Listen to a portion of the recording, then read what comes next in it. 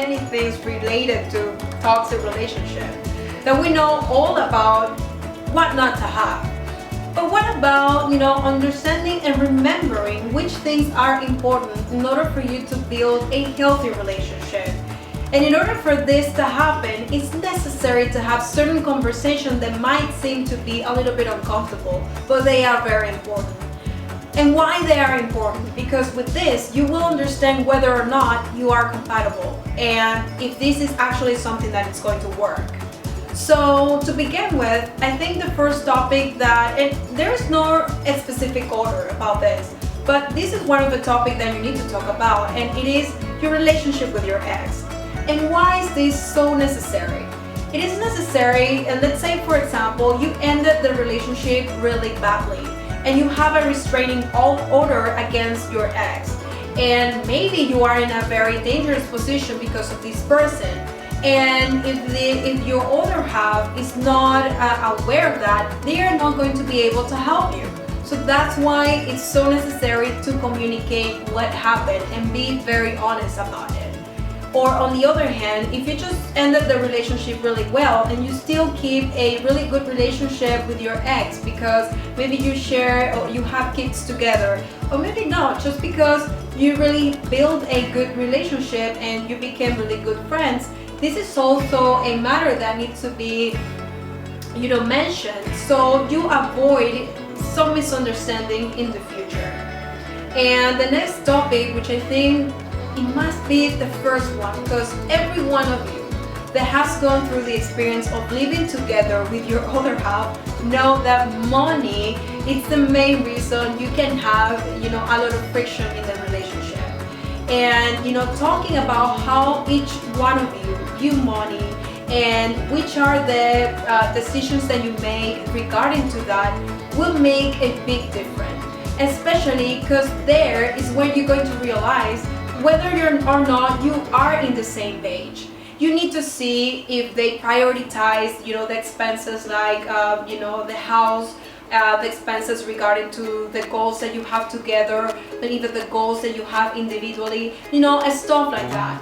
Things that for you are important, and you have to check which things are important for them, which are the habits regarding to this topic, and so on. So you then will have a bigger picture of how things may be in the future.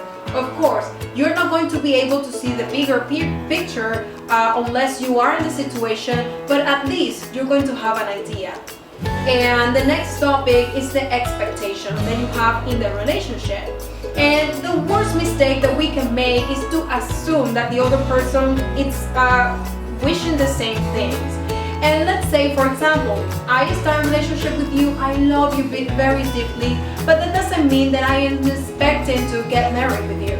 Maybe for me it's okay only having children and living in the same space, but it's not necessary to have a marriage, as for me this is a commitment.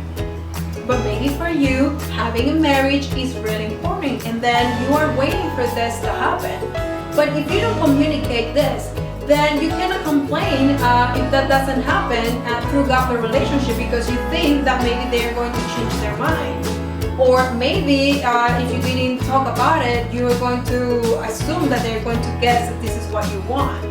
So that's why it's so relevant for you to open up about what you're waiting and what is it that you want. And if you see that this other person is not in the same page and that they do not wish the same things that you do, you need to wonder if you want to continue in this relationship and if it is worth your time. So that's why it's really important for you to also have this conversation. And the last one that I would like to address, because it's going to be a second part, there are many topics that you need to talk about, but these are the essential ones in order for you to have a really good, base or foundation in the relationship. It's your relationship with your family.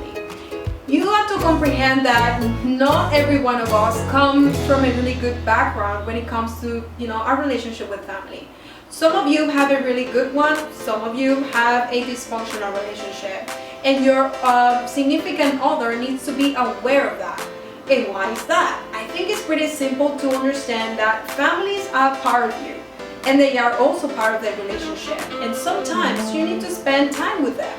So, understanding which is the dynamic will not only avoid you having some surprises, on situations that maybe will create drama, but knowing a little bit about the relationship, that you have and your significant other have with their family, not only will give you perspective about which is going to be your attitude toward any situation that includes or involves you being in the presence of their family member.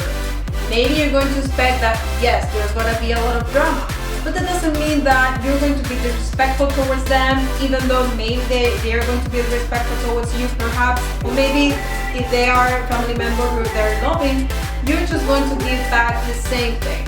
And if it's not like that, that doesn't mean that you're going to just respond the same way. You just be respectful, just keep your distance, and do not allow that affect your relationship. But that's why it's so, necessary for you to keep in mind these type of things to talk about before starting or keep investing in something that maybe it's not going to work, especially if you see that you don't have the same views.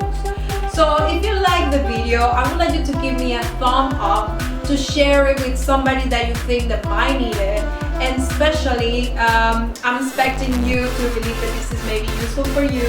And as I always say, I do this with all my love, and see you next time. Bye bye.